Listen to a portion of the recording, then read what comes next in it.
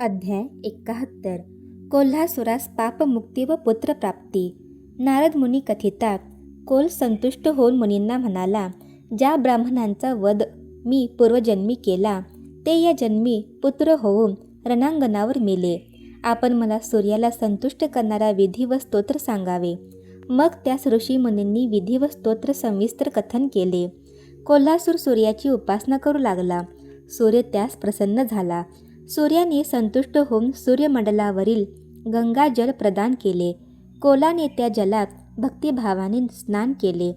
पूर्वजन्मी मारलेल्या ब्राह्मणांचे तर्पण केले. अंत्येष्टी केली.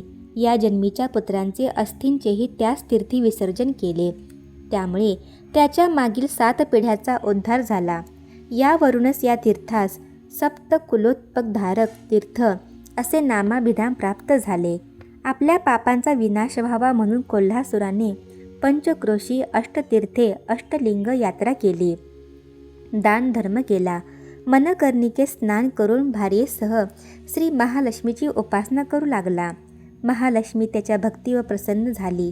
तिच्या कृपेने त्यास करवीर, विशालाख्य, लज्जासूर, कुलांधकेतू अशा 4 पुत्रांची प्राप्ती झाली.